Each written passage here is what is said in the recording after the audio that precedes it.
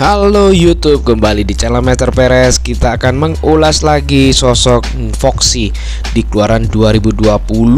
Apakah ada perubahan dari desain lampu? Kita lihat, ya memang gak ada perubahan sama sekali. Apakah ada perubahan? Kita akan walk around secara keseluruhan dari eksterior hingga sampai interiornya. Tell me pretty lies, look me in the face, tell me that you love me, even if it's fake.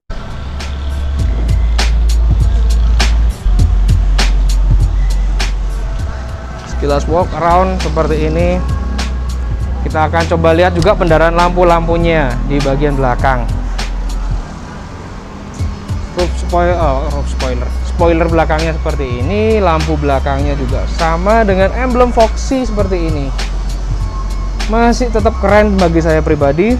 Sensor belakang dia ada 4 titik dengan reflektornya. Oke, sekarang kita lihat pendarahan lampunya. Lampu hazardnya belum menggunakan LED. Ini pendarahan lampunya untuk lampu kota dan lampu remnya seperti ini. Udah menggunakan LED bar ya, cuman lampu sen yang belum. Kita lihat bagian depannya untuk pendarahan lampunya juga tidak ada perubahan dan menggunakan LED bar yang di atas itu ya konsepnya itu, cuman lampu sennya harusnya ada upgrade di samping lampu utama dan lampu kota. Kemudian lampu kota masuk lampu DRL sih, lampu fog lampnya udah LED juga. Lampu sen yang saya harapkan sih kalau ada upgrade itu pindah ke bawahnya alis itu ya, itu jadi cantik. Jadi atau alisnya itu bisa DRL atau running light, itu jadi keren. Inilah pendarahan lampu bagian depannya dan kita akan lanjut ke interiornya. Untuk bannya masih mengandalkan juga Toyo ya. Untuk bannya Toyo. Masuk ke dalam ruang kabin Toyota Foxy 2020. Apakah ada tampak perbedaan? Bagi saya pribadi tidak terlihat tampak perbedaan. Kuncinya pun masih tetap sama ya, modelnya untuk buka tutup pintu sliding doornya dari sini. Kemudian ada AC triple zone-nya, Taptronic tepat tanpa ada pedal shift. Lampunya sudah auto, cuman wipernya yang belum auto. Ini untuk pengaturan audio dan juga MID. Bukan MID ya, cuman MID-nya dipindah di situ. Oke. Head unitnya masih tetap bisa dibilang nggak full, harusnya dia apa ya? Ini frame-nya satu full nih menjadi audio. Keren. Kemudian di atas juga ada storage, di bawah ada storage yang dengan soft opening. Cuman atasnya ini sayangnya tidak bisa untuk cool box atau chiller seperti di Innova ya. Kemudian ada traction control dan eco mode, nggak ada untuk sport atau power di sini. Ini untuk pengaturan jamnya. Kemudian ada cruise control dengan model tua seperti ini, masih klasik, belum ada tombol yang di sini. Harusnya dipindah di sini dong Toyota. Semoga next. Kemudian ada engine start stop. Kemudian ini untuk sensor radarnya. Kita bisa aktifkan ini untuk pembukaan pintunya. Kita bisa on off kan di sini ya. Untuk slidingnya, kemudian sudah bisa auto juga. Ini locknya juga berfungsi untuk moonroofnya. Jadi kalau kita lock ini, moonroofnya juga akan ikut ngelock. All auto di semua windownya. Di dalam kabin juga masih terasa elegan dengan balutan kulit dengan stitching asli ya. Kesan elegan juga di wood panelnya ini. Oke, masih sama dengan karpet, desainnya sama dengan ada tulisan Foxy-nya. Jok kulitnya juga masih sama, desain kulit-kulitnya seperti ini. Dan ini lampunya juga masih menggunakan boh lampu. Kok nggak diganti LED aja ya di 2020? Udah auto dengan lampunya. Kanan kiri pun sama. Tempat kacamata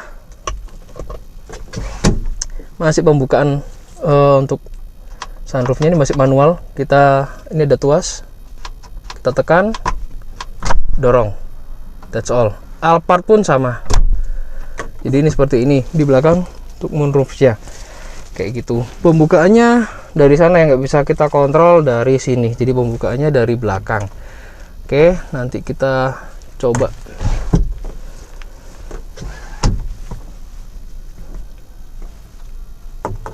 Oke, sekarang kita lanjut dulu di bagaimana ngeset. Kemarin saya belum jelaskan ya di video sebelumnya, belum bagaimana cara ngeset. Ini bukan dual zone lagi, triple zone. Di bagian area belakang itu kita bisa atur di sini ya. Coba kita nyalakan. Start pertama kita klik kedua aktifin semua, dia akan dimming. Yang 2019 sama nggak ya? Sekilas kayaknya sama sih, memang nggak ada perubahan sama sekali. Kemudian rem juga di kaki ini seperti Corolla Cross di bagian kaki. Nanti saya akan ini tampilan head unitnya. Head unit, speedometernya, audio masih sama ya. Kemudian yang saya akan coba ulas lagi di bagian sini. Nah, ini saya ulas dahulu ya untuk pengaturan. Kalau di sini untuk menu, untuk konsumsi bahan bakar, informasi konsumsi bahan bakar dan sebagainya, afternya ya, informasi berkendara seperti pada umumnya, seperti di unit Yaris juga ada. Nanti ada barnya, grafik-grafik gitu. Kemudian kita geser ini untuk eco indikator pada saat jalan kita mengendarai mobil ini dengan irit atau tidaknya. Kemudian selanjutnya ini baru masuk ke triple zone-nya. Kita bisa atur. Nah, ini bagian belakang kita bisa atur ya.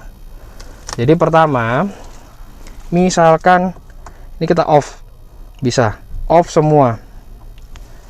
Kemudian saya coba nyalakan dulu ya. Cukup panas juga. Muncul valve matic kalau dinyalakan. Oke, kita nyalakan AC-nya dahulu. Dengan ini untuk temperatur, maksudnya speed AC-nya kita bisa atur di sini. Kita bisa klik auto juga. Front rear defoggernya, untuk sirkulasinya AC kita on kan. Dari ini belakang udah on, karena yang ini pemilihannya rear. Oke, kita akan coba ganti yang front. Oke, front kita klik dulu. Jadi pengaturannya di sini ya. Kemudian driver temperature-nya kita bisa atur juga. Pada saat yang di bagian depan kita klik blowernya. Nah, kemudian kita bisa atur lagi langsung dari sini. Speed fan-nya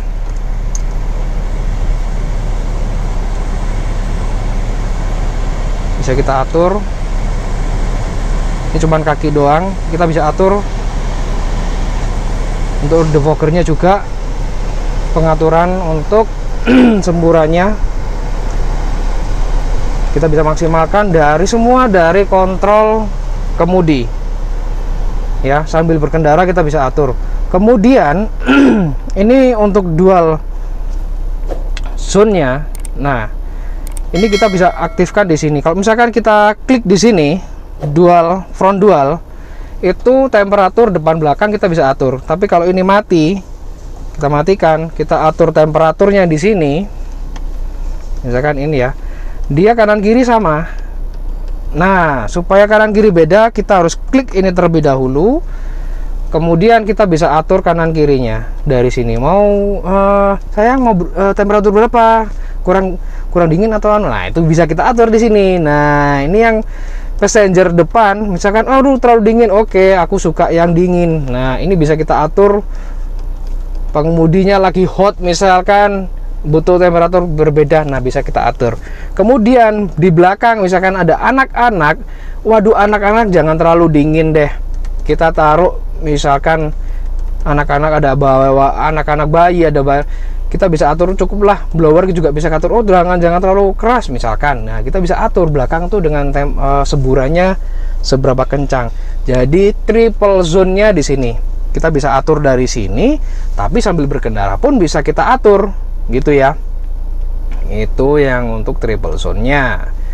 Kemudian kita kembali ke menu. Ini ada pilihan jam di sini. Lucu-lucu sih ini, kalau lucu-lucu untuk anak-anak. Ini elegan. Kemudian ada message. Kemudian ada untuk setting. Di sini ada settingan, misalkan kita masuk ke settingnya, itu ada language unitnya kita pilih kilometer per liter saja. Kemudian driver info ini bisa kalian atur sendiri ya, pingin menampilkan range ini bisa diganti, ada pilihan yang ingin kalian tampilkan apa kayak gitu. Kemudian display eco marknya ada logo eco-nya, kemudian seat setting dan bla bla bla. Color pun ini bisa kita pilih, misalkan pengen hijau, ini barnya ganti biru, itu bisa kita atur semua. Instrumen panel lightnya ini bisa kita redupkan dan terangkan seperti itu. Ini untuk factory reset, no nggak perlu. Oke, itu dia untuk MID nya. Kemudian untuk audionya hampir sama dengan model yang sebelumnya ya, tampilan head unitnya sama. Untuk CD kita bisa klik di sini, dia akan terbuka. Kemudian dia ada HDMI juga, iPod, Bluetooth, teleponi, web browser. Kemudian di M player ada Miracast-nya, kemudian ada mirror link-nya untuk foto, Toyota Move, bla bla bla, bantuan suara, info mobil kita coba lihat. Jadi akan mengevaluasi dahulu. Kadang memang perlu harus jalan dulu baru mereka akan terdeteksi. Kemudian ada yang masih belum tahu cara nonaktifkan traction control. Misalkan kita klik di situ kelihatannya traction control off, tapi padahal untuk menonaktifkan, misalkan pingin akselerasinya lebih maksimal, klik ini tahan ya, nanti akan muncul tahan beberapa detik. Selain off, di sini juga mengindikasikan traction control off. Di semua produk untuk yang ada tombol traction controlnya bukan hanya cuman di klik aja, tapi harus ditahan seperti itu ya. Kembalikan normal, klik lagi, ya kan normal lagi, traction control on. Oke, saya akan coba pindah ke bangku belakang. Oke, sebelum pindah saya akan perlihatkan lagi ini untuk rem kakinya. Ini kemudian untuk bisa kita pakai untuk koin-koin, untuk kartu. Ini untuk pembukaan tangki bensin dan untuk kap mesinnya. Jok masih sama ya, jok masih sama, masih belum elektrik, masih manual. Untuk maju mundur juga, reclining juga masih manual, high adjuster juga masih manual. Untuk pembukaan bisa kita tarik dan kita tekan. Untuk baku belakang juga masih sama, bisa digeser ke samping kanan kiri dengan cara yang sama. Kita tarik, tahan, dorong, kita tarik, tahan, tarik sini. Bisa dirapatkan, bisa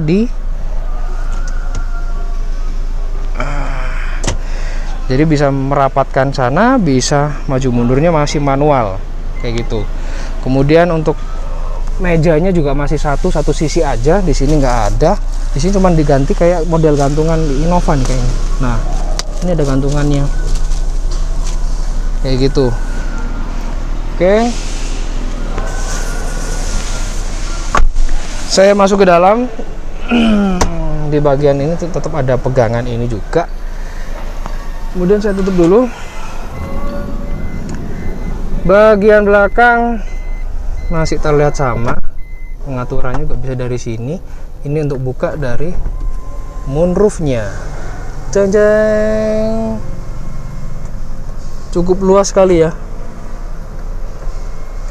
Nah, bahkan bisa dimaksimalkan. Aduh, panas. Kita tutup lagi. Untuk temperatur bisa kita set auto.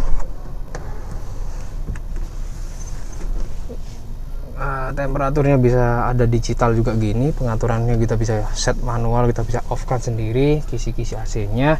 Ada speaker juga di sini. Duduknya masih nyaman di sini. Kemudian ini ada untuk cup holdernya ya di sini. Ini harus saya geser dulu baru bisa. Kemudian bangku belakangnya masih sama dan itu pun pelipatannya juga sama. Kemudian masih ada armrest di sini. Yes. Kemudian juga ada dilengkapi curtainnya jika untuk privacy. Nah, ini untuk privasinya masih dilengkapi curtain seperti ini. Nggak perlu ganti-ganti kaca film sih, udah ada curtainnya di samping. Jadi untuk privasi, misalkan Anda yang masih menyusui, ibu menyusui, itu bisa ditarik curtainnya ya. Posisi duduk juga masih nyaman sekali di sini. Enak banget. Oke. Kalau pelipatan ke bangku belakang bisa dilihat di video selanjutnya. Saya sekarang akan mencoba di audionya, kualitas audionya seperti apa. Yuk, keluar dulu.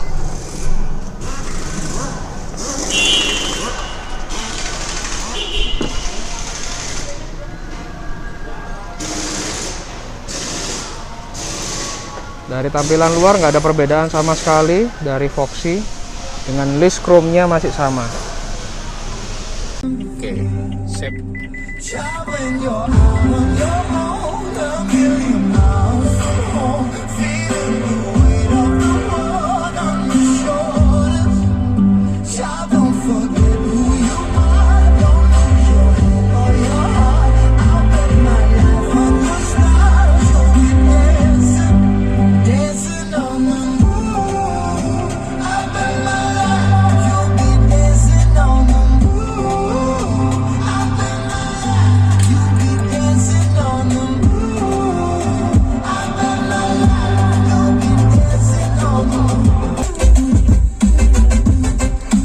Inilah kualitas dari audio di Foxy.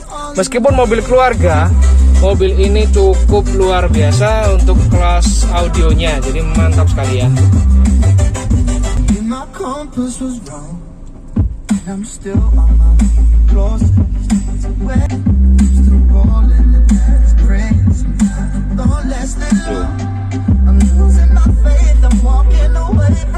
Di atas ini ada speakernya, ini kualitas speakernya. Oke, thank you and bye bye guys. Inilah kualitas audio dari Foxy. Thank you.